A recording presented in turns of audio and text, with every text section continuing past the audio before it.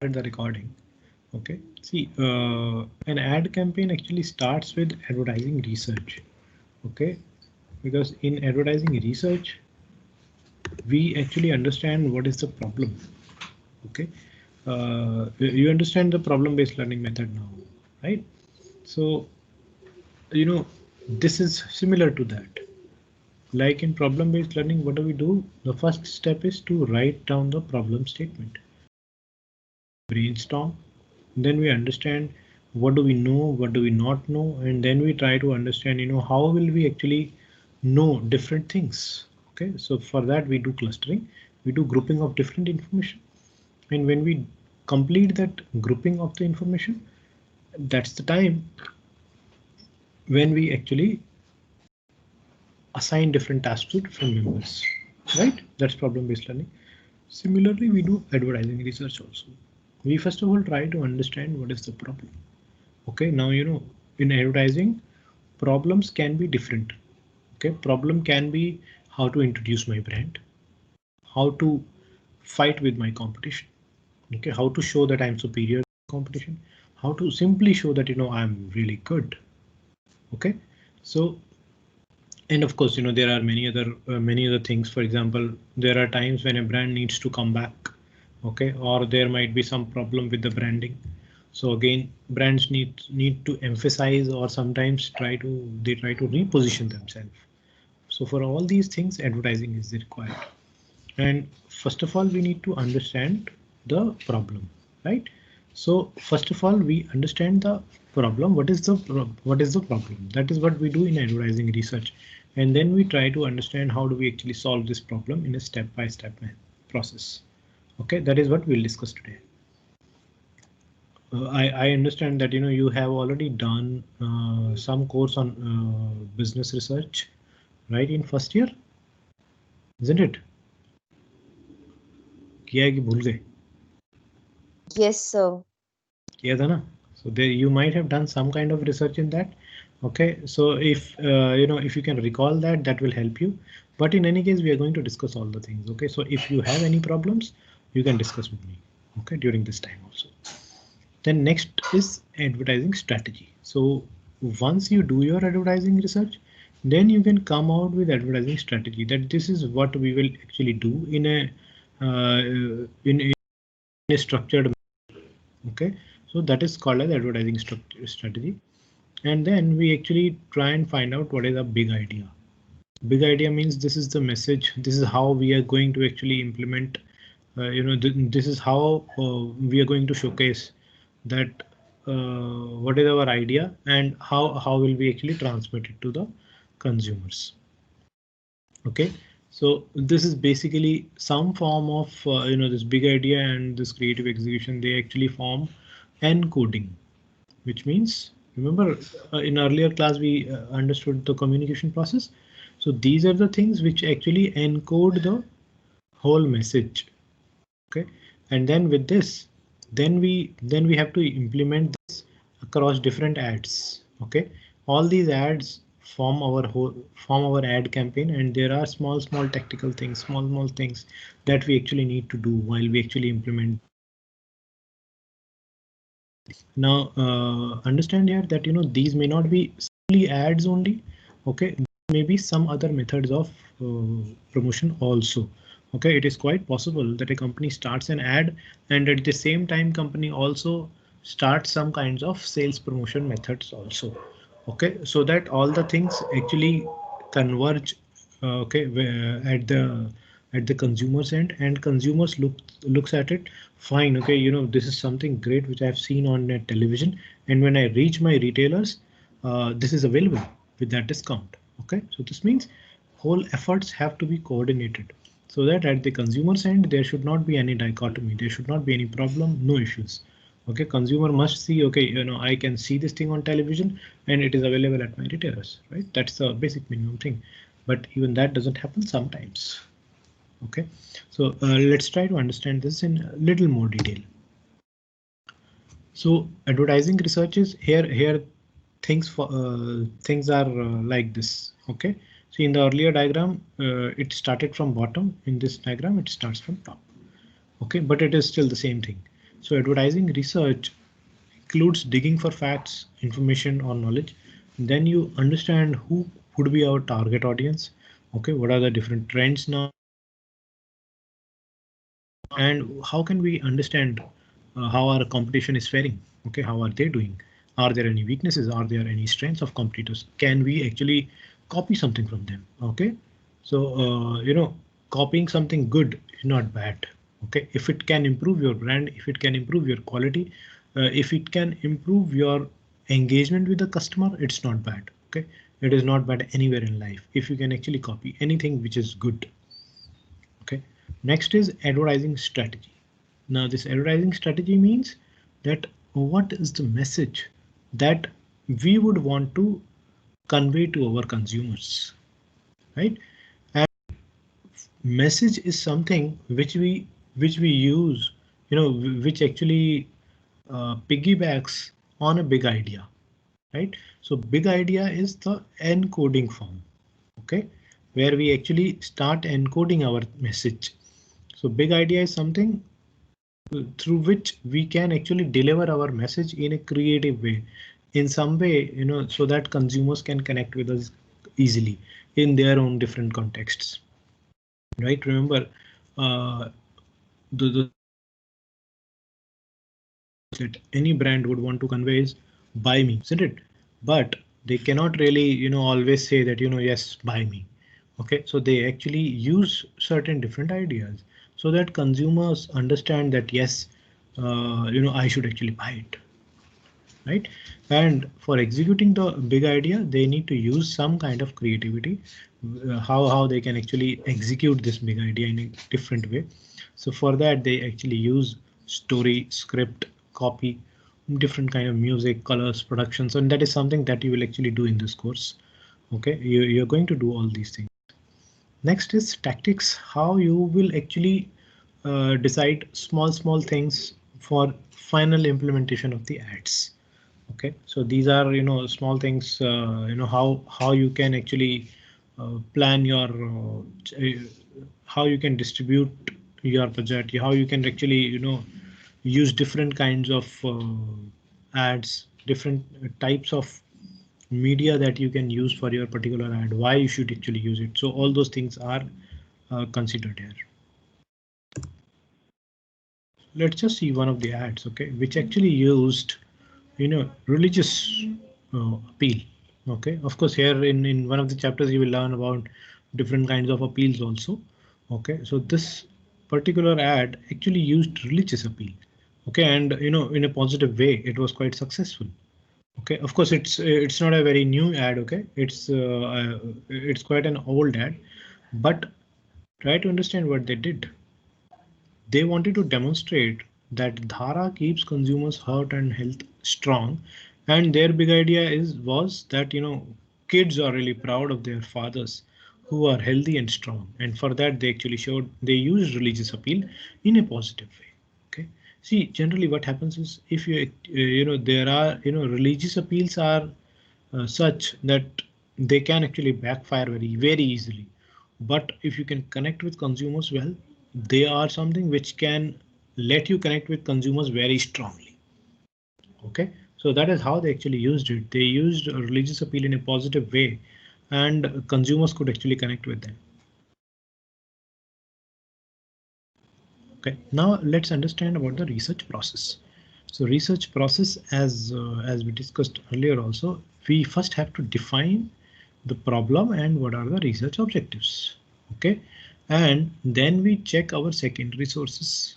Okay, secondary sources are all those sources where we can actually go and find out how we can get different kind of information. Okay, we are going to look at those briefly. And then we carry out primary research, then we interpret the results, and then we present the findings. Okay, ideally, that you have already done a course on business research. Generally, I should just breeze through it. Okay, but I feel probably I will need to go in some more details. But if you're very clear about it, then I'll just breeze. Then I will breeze through it. What do you say?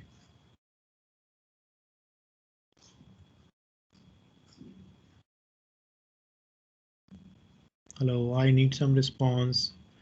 If you have not gone away for your breakfasts, you still here? Yes, sir. Can you please repeat? Yes, sir.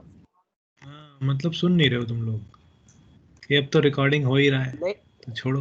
नहीं sir, मैंने सुना है, मैं सोच रहा हूँ sir. सुना है? नहीं सर, क्या सुना है बोलूं, सर। पढ़ लिया।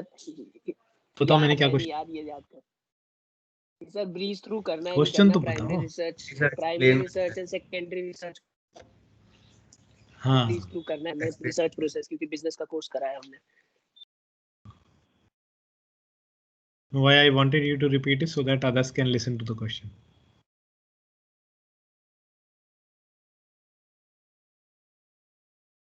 अब सुना है बाकी लोगों ने? मैं ना बीच बीच में इसीलिए रुक जाऊंगा, and you know gradually I will start picking up students to ask what were we discussing.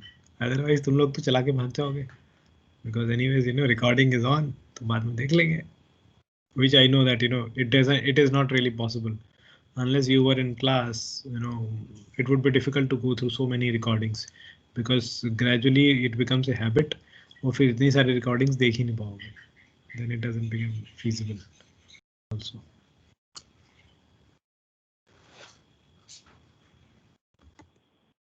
Yes, so the question is whether I should go through the whole process or I should, you know, skip it and go to the other things. So please explain it. Explain the process. Okay, so ये सिर्फ सिद्धार्थ को लगता है कि और लोगों को भी लगता है? सर यस कर दीजिए explain. Yes, sir. It would be Yes, sir. better if you explain. Yes, sir. चलो मतलब क्लास में हैं लोग, अभी तो पता ही नहीं चलता ना ऑनलाइन क्लास में कि कौन लोग क्लास में हैं भी लोग कि नहीं है क्लास में. Okay, so it's good to you know get your feedback sometimes. Okay, so ऐसा मत सोचो कि मैंने तो स्लाइड बना रखी थी तो स्किप नहीं कर सकते थे. ओके, ये जो ऑनलाइन मेथड है ना, इसमें स्किप बहुत आराम से कर सकते हैं. जैसे ही मैं बाकी की सारी स्लाइड्स को हाइड कर दूंगा, वो स्लाइड नहीं दिखेगी वहाँ पे. Okay, it is as simple as that. So see, problem definition and research objectives.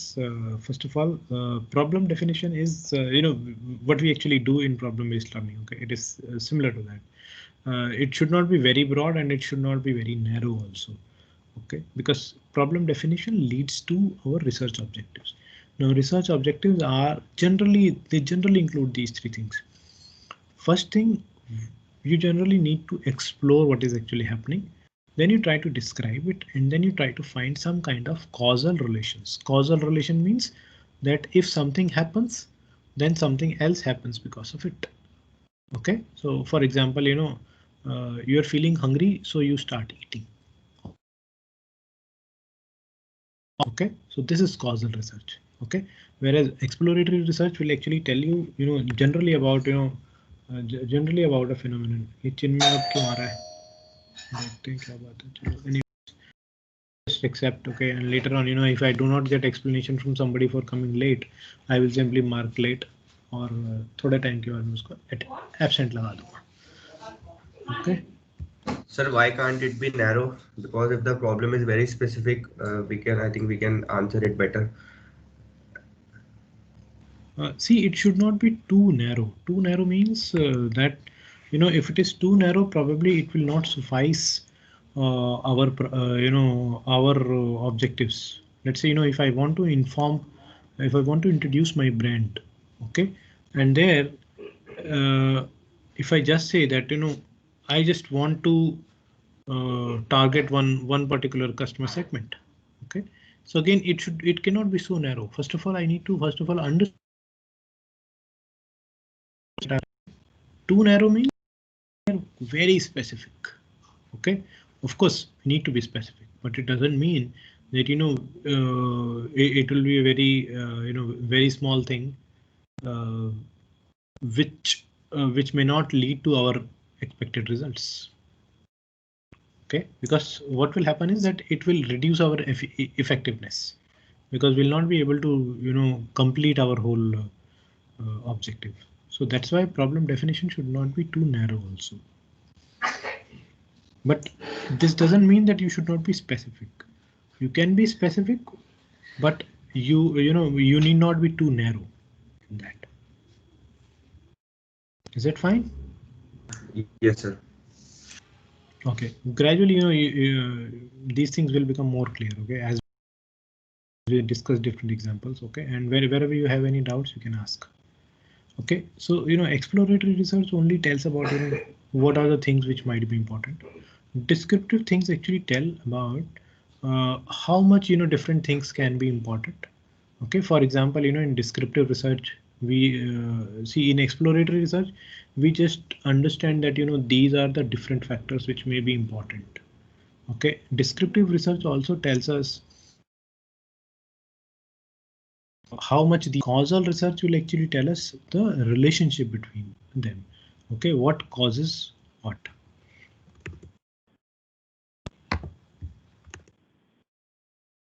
Okay.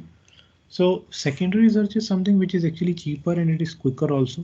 Okay, but primary research is actually more relevant and it is considered more reliable. Okay, but certainly as you have already done certain primary researches, you must remember that if you think that there is some bias in your data itself, okay, then you should not conclude from that research about this particular thing about data. Okay, like in your researches you've seen that you have conducted researches amongst your own colleagues. Okay, then you should not conclude that this company targets this type of segment. Okay, that kind of conclusion is not right. Okay, you can conclude many other things, okay, which were not because of directly because of this respondent bias. Okay, but this is something which that this is basically the selection bias. Selection bias is where the whole selection of the sample is biased and you are concluding something based on that bias. So in this chapter, if you read through, you will learn about different other biases also. But in any case, if you want to just understand about different kind of biases in research process, you can just Google them. Okay, it is as easy as that. But unless you do it, you will not be able to understand that. Okay, so these are the sources of secondary information: client records, trade publications, commercial sources, different websites, magazines, etc. Okay, so all these things, whatever you do from all these things, of course, they have not included, many of these things are okay. They have included websites. Okay, so many of these things are actually found on different websites, and a lot of these things are easily accessible on your fingertips because of the search engines like Google, Yahoo, etc. So these are the things which are important in primary research. First of all, what kind of approach should you take? First is that first-hand experience. First-hand is, I think somebody was saying that I did this kind of research, okay, while you were presenting, but this is what I feel, and because I feel this, so I will conclude it like this. Okay, whereas what happens actually conducting a primary research, in that case you should not include your own experience, okay, as a result of your primary research. Okay, you can include it separately, that this is what I feel, this is what I found from secondary sources, and this is what I have found from primary research. That is fine. But if you include your own experience as a result of your primary research, then that is not right. Okay, is this fine?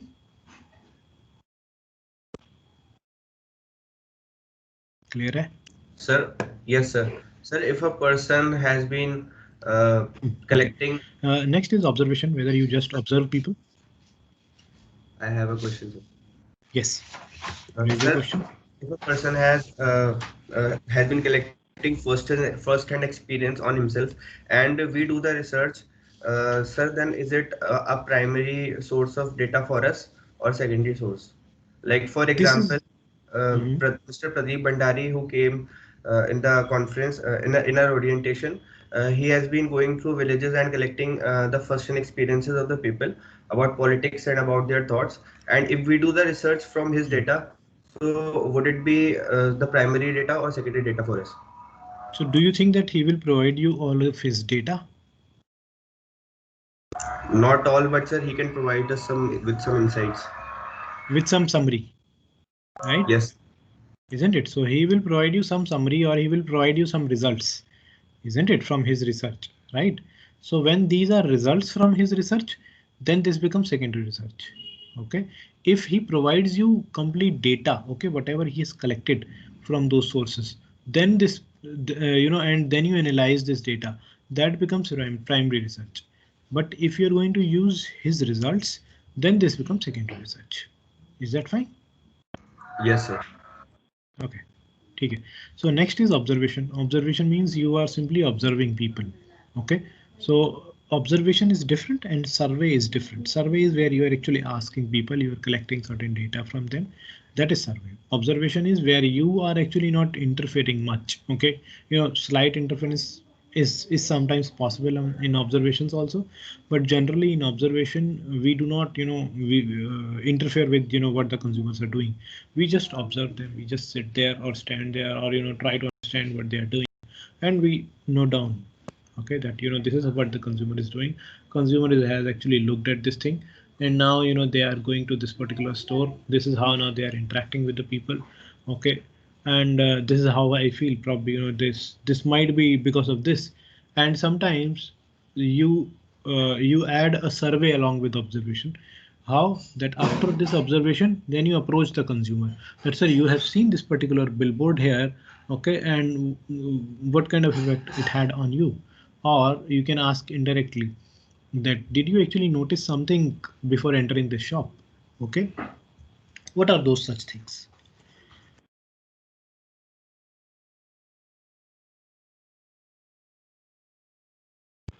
Okay, so that's called as observation. Sometimes you couple it with a survey also. And next is experiment. Okay, what is an experiment? Where you can manipulate some of the things. For example, if I can show something to some consumers and I do not show something to the other set of consumers, okay, and then if I see their reactions, okay, if they are different, okay, and if all the other things are same amongst these two groups, between these two groups of consumers, then we can say that this is some kind of experiments. Of course, in experiments there are different kinds of experiment. Okay, there are experiments, there are quasi experiments, there are many such varieties of it. Okay, so these are some things that we actually do in marketing research and of course in advertising research. Okay, next is contact methods. How do we actually contact consumers? It may be through mail, through maybe telephones, it may be through personal interview, or these days we can also approach through computers. Right, a lot of things are actually done on computers. Right? Most of our researches these days we actually conduct on computers. Doesn't mean that people don't do researches on mails or telephones or personal interviews. They are still done. Okay, next is sampling plan. Sampling plan consists of what would be your sampling unit. Do you think your sampling unit is an individual, or your sampling unit is the whole family, or your sampling unit is a neighbor? And then methods of sample size, that this is the sample size which is actually required for my research, and then you approach those many number of consumers, minimum, okay, at least these many consumers, and then there are different kind of sampling procedures. Okay, we'll breeze through these sampling procedures in today's class. Okay, just to revise your memory. Next is questionnaires. These are the next is the research instruments. So there are different kinds of instruments. For example, very commonly used thing is questionnaires. OK, but questionnaires are not the only things which are used in primary research. OK, you actually use different kind of psychological tools. A lot of research these days is actually used using different kind of mechanical devices through which you can actually get a lot of data from consumers. Many times you can generate data using these mechanical devices, and that's actually used in research. And again, depending on different contexts, these are very effective many times. Okay, so as we have discussed, first-hand experiences that where we are actually doing ourselves, but here the important thing is that we should be beware of our generalizations. Okay, so that is why this is a little tricky thing. Okay, next is of course observations, which we have discussed. There are different methods to this, and surveys we can do through questionnaires and different other methods. Experiments, again, as we discussed, we expose different similar groups to different treatments, and this is how we can actually conclusively say that because of this intervention, this thing is happening. Okay, otherwise this might not be happening. Okay, those of you who actually do certain researches with me, they will probably be able to appreciate it better. Others also, if you try and read this, you can understand it very well. Okay, because some of your seniors have also done certain experimental researches with me, so those are the people who now appreciate these things very well. Next is different kind of contact methods. Okay, what are their strengths and their limitations? In any case, these are actually given in books. Okay, so you can actually look at it. Mails are generally very cost effective. Okay, and because consumers have a lot of time. Okay, so if I get a mail, if I have time and then I will respond to it, so I will respond to it at my own leisure. Okay, I'm not under compulsion कि इतना देर के अंदर भर के दे दो. Okay, interviewer is not there to actually say not there to actually emphasize on certain things. But with this strength, there is a limitation also, that if a question is not clear, then it becomes difficult. Okay, so that's the reason why there is low response rate in mail methods. Okay, and you actually cannot control over respondent. What this means is that you don't know whether the respondent is filling it himself or herself, or 2-3 people collectively are actually filling the questionnaire. Okay, which actually pollutes the whole data. Okay, next is telephone. It is quicker. It is very, you can actually control a lot of things there. But many times it is annoying, and many times, whatever the interviewer wants to know, he or she will ask questions in that way, and respondent will actually answer yes, yes, yes, fine, yes, yes, yes. Okay, so because in most of these things, gradually consumers start saying either yes, yes or no, no for most of the things. So there comes the interviewer bias in that. So next is personal interviews. There can be group discussions. There can be group interviews also.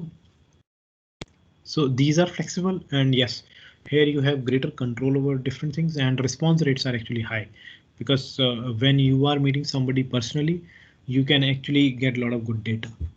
Okay, but at the same time, because you are meeting somebody personally, it becomes very costly and it is time consuming, and there are more choices of there are more chances of interviewer bias, which means again, if I want to ask something in a certain way, I will ask it in a certain way. So many times to reduce interviewer bias, what people do is that interviews are conducted different person, main researcher.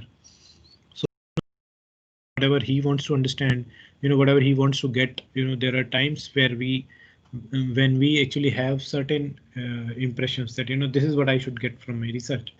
So this bias will not be there if I'm using some third party, somebody else who is not directly associated with my research as well. Okay, so this is done to reduce the interviewer bias. Okay, but again, if the interviewer is quite experienced, and if he or she is aware about this bias, that this kind of bias can come, then he or she will consciously try to reduce this bias and consciously try to collect information in a more neutral way. Okay, next is computers. Using computers, you can actually get a lot of in a in a fun-filled manner, in a flexible manner. There are different kinds of sites which you can actually use, which may have certain music also, which can have certain, which can provide some game type of environment to collect information. But yes, the limitation is that it cannot reach all kind of audience categories, because in primary research, the kind of sample also matters. Okay, so then that becomes a little difficult because not all kind of samples can be reached through computers. There are people who are averse to use computers. So this is a quick question. So this will show how many of you are actually still there.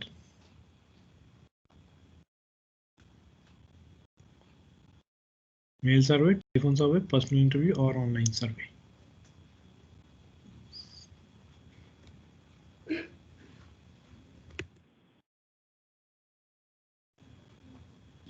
Anyone else who would want to answer that?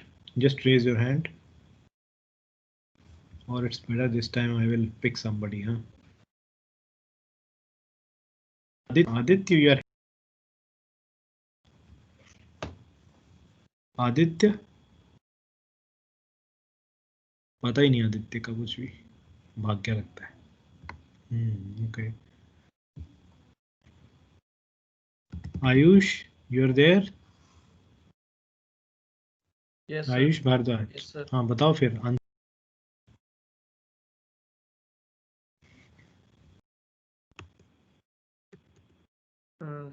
Sir online survey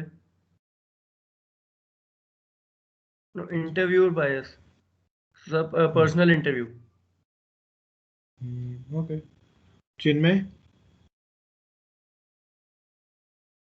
Chinmay is there yes sir हाँ बताओ Chinmay sir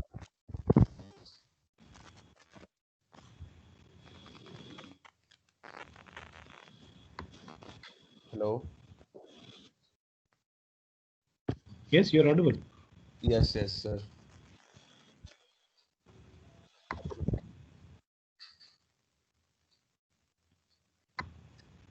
क्या हुआ अभी तक नहीं थे ना यहाँ पे सर आवाज आ रही है सर आपको मुझे आ रही है आवाज हाँ सर बताओ लेकिन तुम्हें बोलना पड़ेगा उसके लिए हाँ सर आ रही है मेरे को you will have to be physically present also okay ऐसा नहीं बस ऑन करके भाग गए नहीं सर सामने बैठो लैपटॉप सामने तो बैठे हो लेकिन देख सुन नहीं रहे हो सर नहीं सुन रहा हूँ सर देख रहे हो हाँ यस तो बताओ क्या देखा इसके पहले हमने क्या पढ़ा अभी सर इंटरव्यू बायस पूछा था ना आपने इस क्वेश्चन का आंसर नहीं बताना नहीं ना इससे पहले हमने क्या करा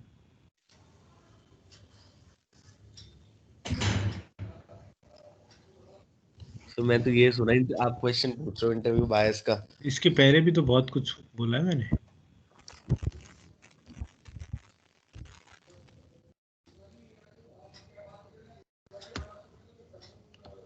ऐसे नहीं चलेगा okay Sir Aditya, this side I was facing some problem in the mic. Sir, I'm present. Present हो पक्का Yes, sir. According to मुझे me, बताओ the जरा, answer is personal आंसर छोड़ो interview. आंसर छोड़ो ये बताओ इसके पहले हमने क्या डिस्कस किया Sir, we discussed about the contact methods and the research approaches such as the survey experiment and first-hand experience observation. And these are basically decision in primary research design. Okay ठीक है मतलब सुना है ठीक है तो Yes, लग रहा sir. है कि तुमने सुना ही होगा कुछ तो So okay I was facing some problem in the mic. Okay ठीक है फिर कोई बात नहीं Yes. सोनाक्षी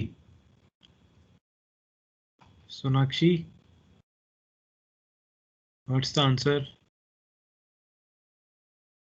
है ही नहीं सोनाक्षी हाँ so now I will start doing this हाँ इससे थोड़ा और क्लियर होता है कितने लोग क्लास में व्रतिका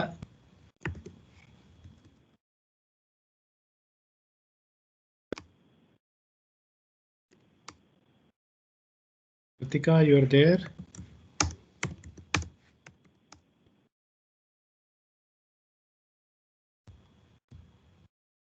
Yukti you are there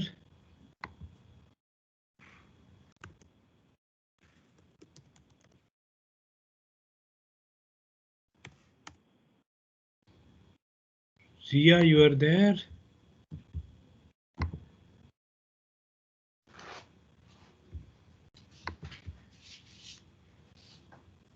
Yes, sir. Sir, Vritika. हाँ वृतिका बताओ.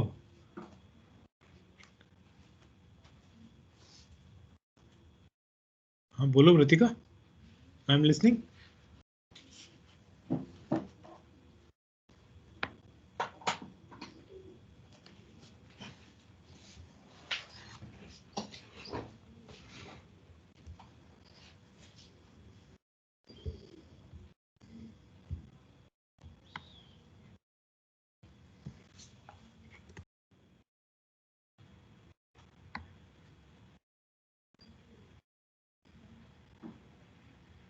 Kamna? Kamna, you are there? Vritika has gone back, I think. Kamna? Not there. Okay. Lovika? Yes, sir. हाँ तो बताओ लोविका. Sir, I guess, I'm not sure, but maybe online survey. Okay. हमने इसके पहले क्या पढ़ा था?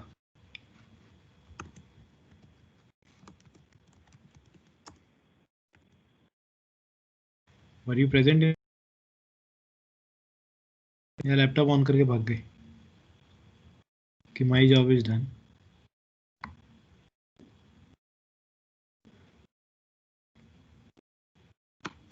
Mehul, you are there?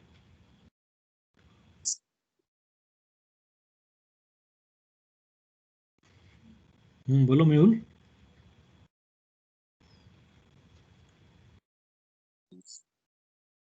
बताओ. Interview is the situation where the interviewer can get the bias. नहीं ना, क्वेश्चन इज कि हमने इसके पहले क्या पढ़ा था. That's the question. Sir, ये क्वेश्चन का आंसर तो तुम लोगों ने कहीं ना कहीं व्हाट्सएप ग्रुप पे उसी वक्त भेज दिया होगा किसी ना किसी ने. ओके. research, क्या पढ़ा था फिर से बोलो, समझ में नहीं आया. sir, some different contact methods like और क्लियर नहीं आ रही आवाज, थोड़ा क्लियर बोलो. just a second, so just a second. Yeah.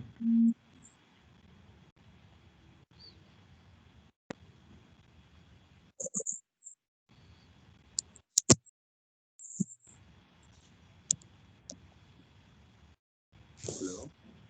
बोलो. I'm saying talking about different contact methods like. आवाज नहीं आ रही सही है. हाँ. Sir, is it fine now? हाँ अब ठीक है. Yes, sir. So we were talking about different contact methods like mail and telephone, all these things. और कौन से मेथड थे? Sir, I kind of don't remember. अच्छा, कांटेक्ट मेथड के अलावा और क्या पढ़ा है? So before that, we were talking about the way, like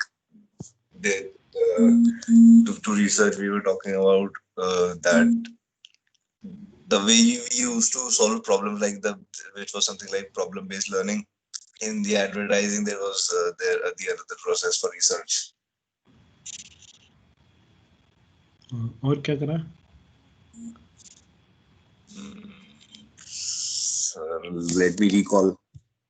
Did we discuss about probability sampling?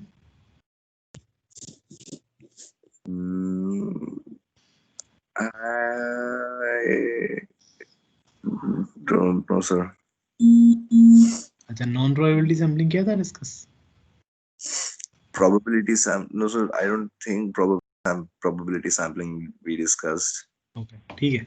Okay, fine. So that means you are present in the class, कम से कम most of the time. Sir, Ritika and Kamna, they both are facing the network issue. No problem. So नहीं, कामना was there. जब मैंने पूछा तो Yes. तब तो थी वहाँ पे. ये सर उसका बार बार डिस्कनेक्ट हो रहा था. अभी भी दिख रही है वो तो. She is there in this only. पता नहीं सर उसका होता ऐसा रहा था, उसने टेक्स्ट किया था. But she is there. She is visible. दिख तो पूरे टाइम रही. Okay okay okay.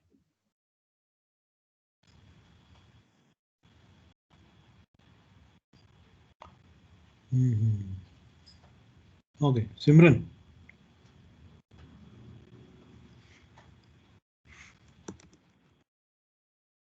Simran, you are present?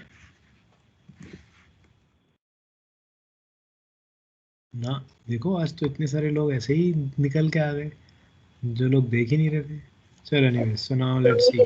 Hello, yes, who's there? sir Simran. हाँ सिमरन बोलो. So we have discussed about the fundamentals of ad campaign.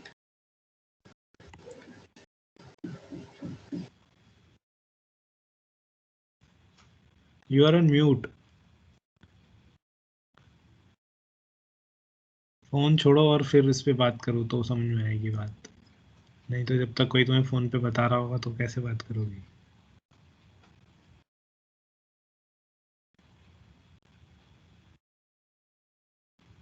Anyways, Siddharth, can you answer that? Your hand is raised. Yes, sir. Yes. बताओ. Sir, this question, it's telephone survey. Sorry, personal interview. Why? Sir, it's because the bias can occur because if we are interviewing any other person, we can give him cues as to what he has to answer next, or what we like or what we don't like. If I nod the head, and he can interpret it in any way, and bias can occur. Right, because we are interacting with them, and they can probably think, okay, if I answer it yes, probably it is right. It is the right answer. Okay, and everybody wants to be right all the time. Okay, so people would say fine, yes, maybe if he is nodding head, then probably I'm saying it right. Okay, good answer. Yes, Manisha, any other reason that you will Sir, it's for me also it's the same personal interview, but I would also like to answer for online survey. Sir, you said that about selection bias. Sure. So there is response No, bias we are also. not talking about selection bias. We're talking about interviewer bias. Okay. So, sir, then it's personal interview only. So why? Sir, because the while interaction they can influence the responses or answers. Fine. Okay. Yeah, I mean that's the reason. Okay. That's okay. Sir, I would like to make a point over here. This This is me, Ambika, sir. Ambika, bolo Ambika. Sir, personal interview, yeah, the interview can have a biasness, but then for mail survey, telephone survey, and online survey, like I have a feeling that biasness can happen from the way the interviewer has framed the questions. Like they can be leading and misleading at the same time. So, yes, that's the point I wanted to make. Yes, certainly. So yes, yeah, I think that's a good addition. That you can be asking leading questions. Okay, so which means that you are asking question in such a way that that respondent might assume that this is the kind of answer which is actually which should be given. Okay, that's good.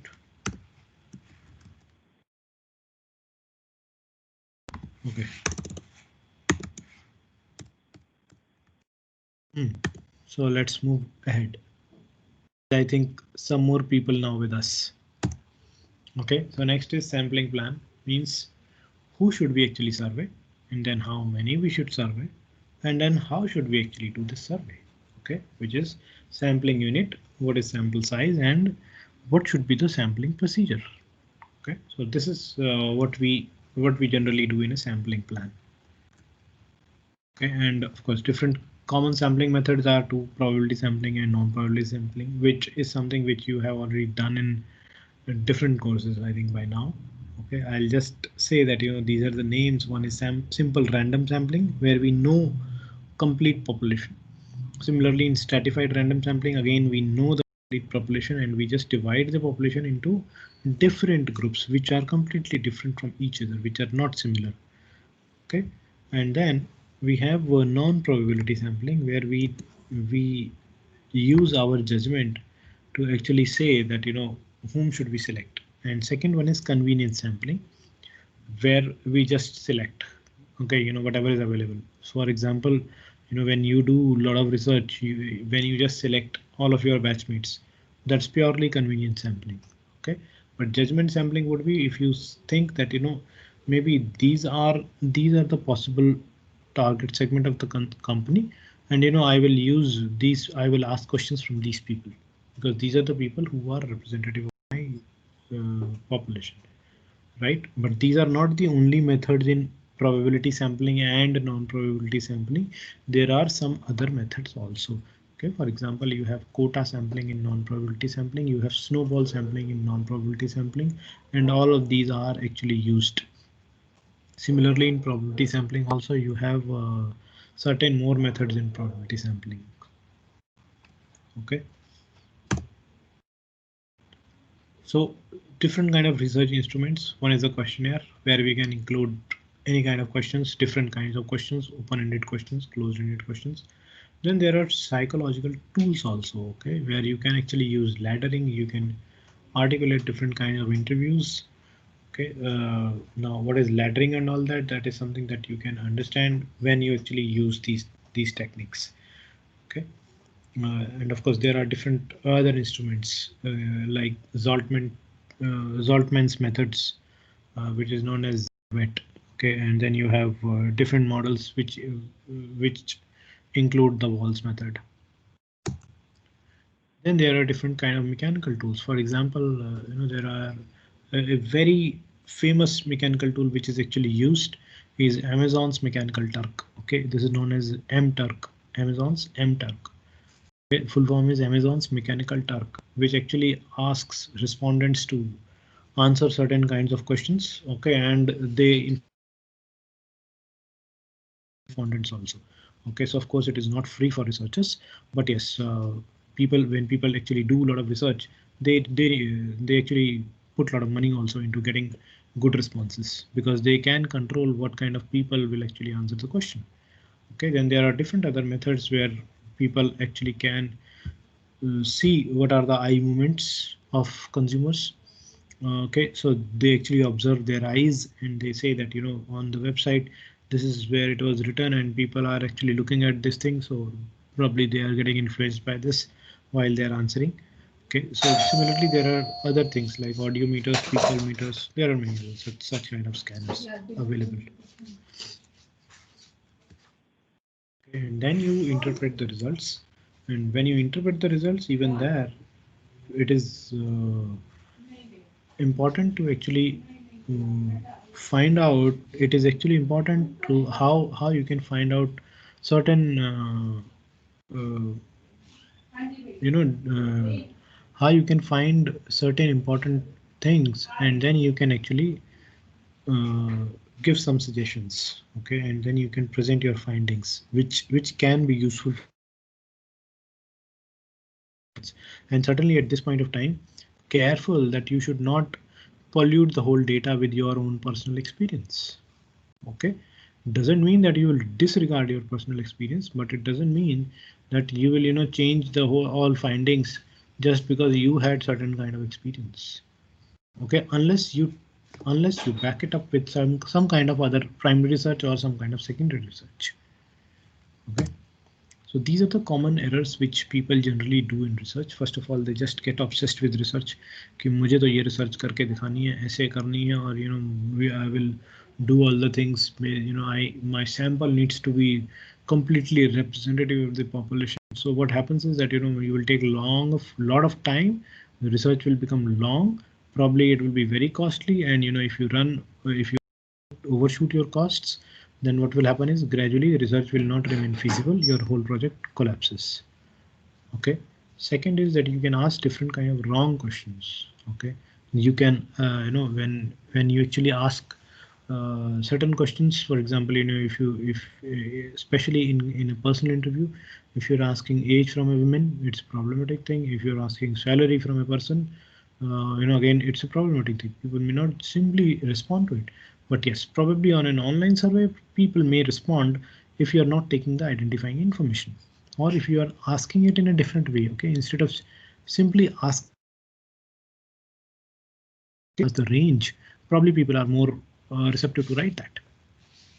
Similarly, many times, especially in personal interviews, when you just take answers at their face value, they are, somebody saying yes, I use that, and the person doesn't even know about the product. Okay, but because the person doesn't want to, seems somebody who somebody who's not knowledgeable about the product, so a person may just simply respond that yes, I always use that. Yes, that's a very good product. And if you just ask some more questions about the product, you will understand that the customer had not even heard about that product earlier. But not to sound stupid, or not to sound somebody who doesn't know about the product, consumer will say yes, I always use it. It's a very wonderful product. Okay, so again, in personal interviews, you need to understand that you cannot take all the answers at face value. Even for that matter, even in many questionnaires, many online surveys, also this thing can happen. It's quite possible. Okay, so you need to summarize this. Similarly, if you use wrong research method, again, that's a problematic thing. If you think that I can create wonderful online surveys, so I will use online surveys for my research, it may not be right, because if in your research, if you have to do experiment, you cannot substitute experiment with an online survey. Or if in your for your research, if you need to actually do interviews, cannot be substituted by online survey just because you know how to create online surveys.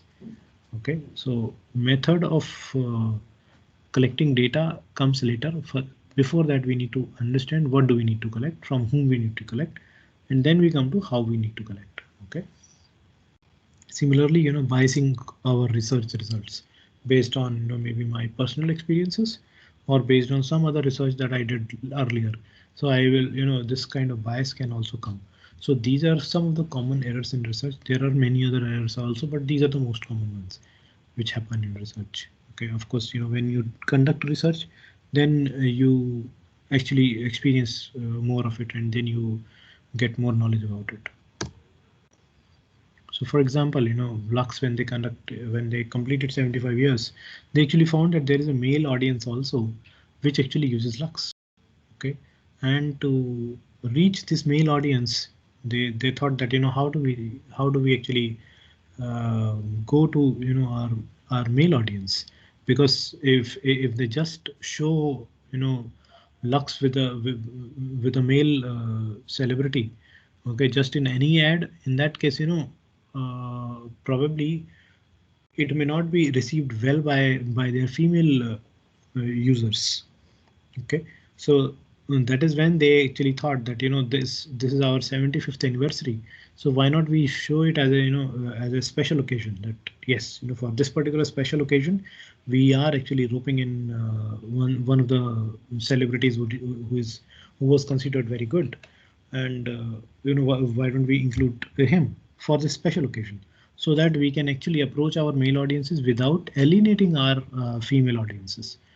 Okay, so that is how they actually conducted this particular research, where they actually showed where they this is how they created a whole ad campaign, where they actually used Shah Rukh Khan along with many other female celebrities that they have earlier that had earlier endorsed Lux, during different times, and through these they are actually showing that while all these celebrities were there in their ads, there was a male user also who was actually using our product, and we value that male user also.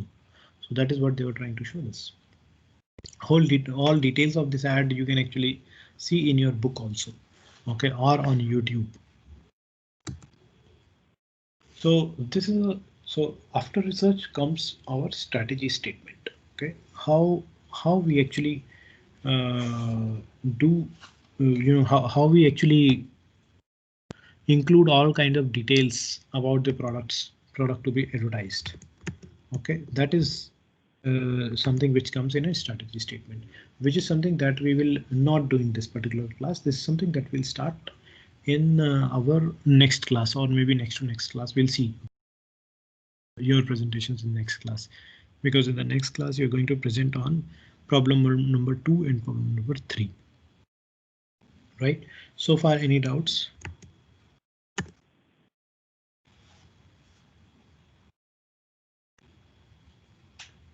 Yes, you're all there. No, sir. Yes, sir. We are Yes, there. sir. No doubts. Yes, sir. Sir, no doubts, but I have a Any question. doubts? All clear? Yes. Raise your hand.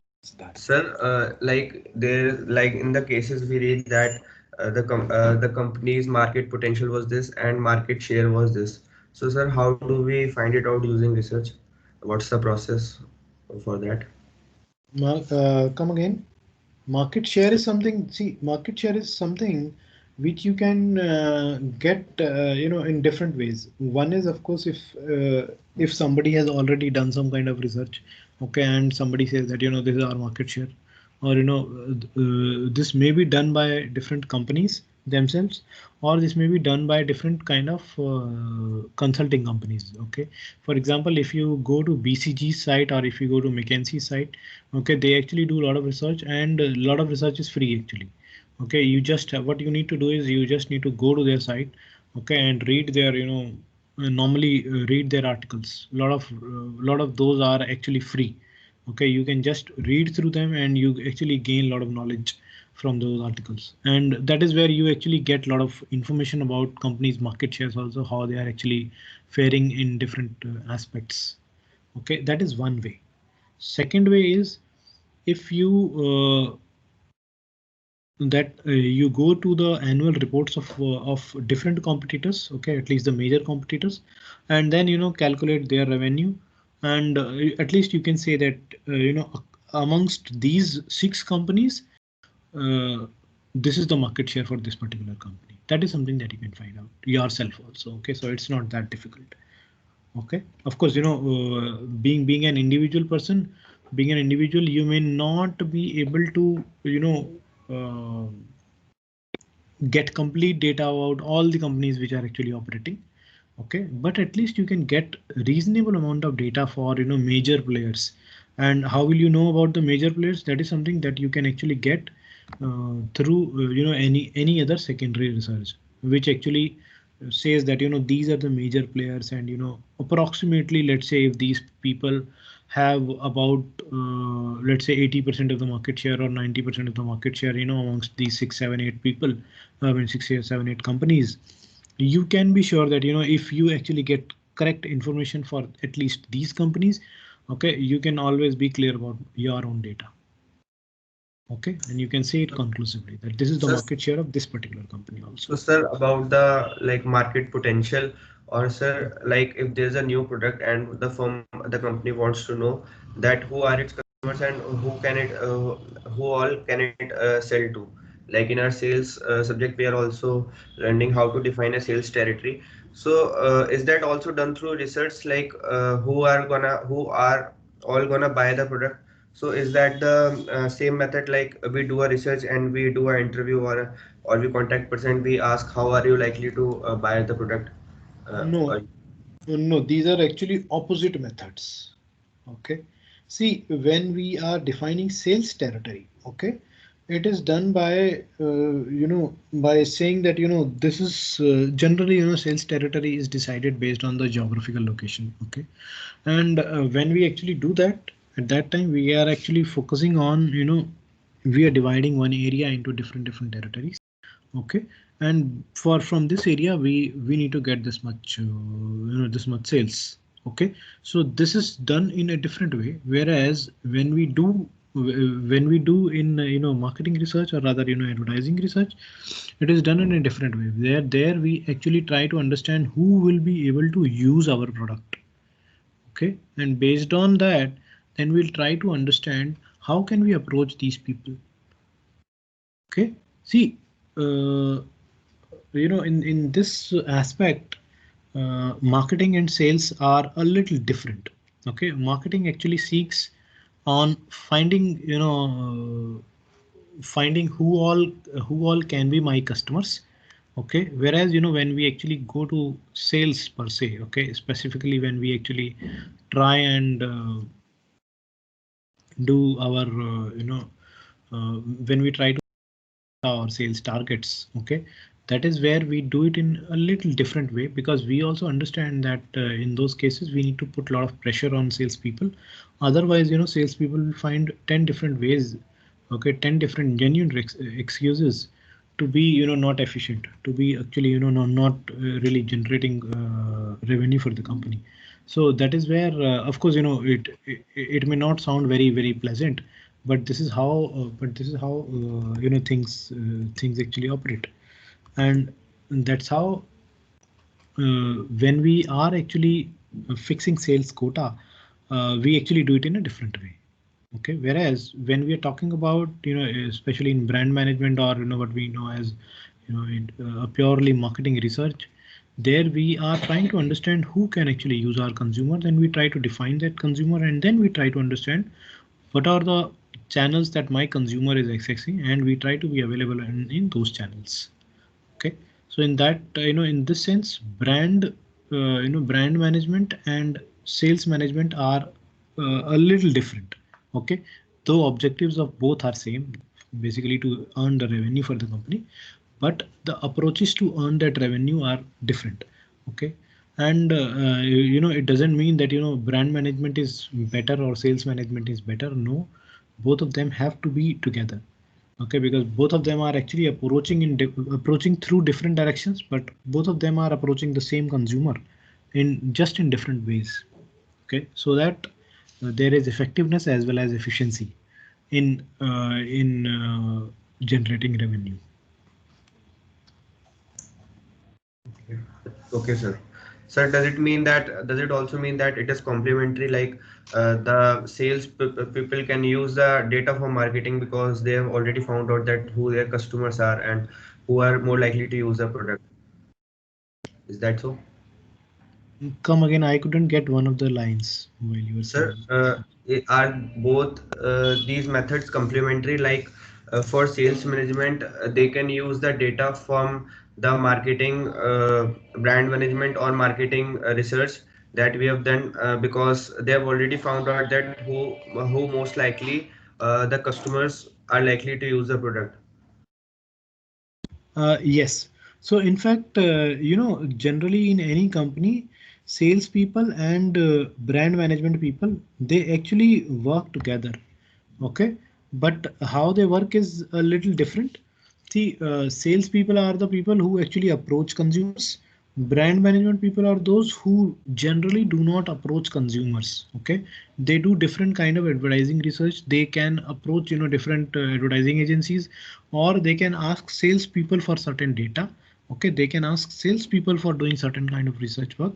Okay, but generally brand management people will not really approach all the customers. Okay, they might be interested in reaching out to some of the customers purely for validating some of the research insights that they have found. Okay, so generally in any company, brand management people and sales management people, they all work in tandem, they work hand in hand. Okay, but with a different view. Okay, sir. Okay, is that fine? Yeah, yes. Because this is something that I know from my practical experience. Okay, see, I have primarily worked into corporate sales. Okay, where we we used to have direct contact with the consumers, but I had a brand team. Okay, I had a brand management team. Okay, whom we can always approach that this is what we are getting, what do you think? And sometimes they will approach us that this might be new trend. Okay, why don't you do something like this? Okay, and then we try and do something, and we try to find out from the consumers that whether it is right or wrong. So they used to give some feedback to us, we used to give some feedback to them, because our common objective is to earn revenue for the company, right? Maybe from different segments of the market. That's why this is how we used to interact with brand management people. Okay. Okay. Thank you, sir. Okay. Thank you. Bye bye. Take care. So that's all for today. Thank you, sir. Thank you, You're sir. welcome. You're welcome. All welcome. Take care. In next class, we will do this presentation for PVL 2 and 3. Okay.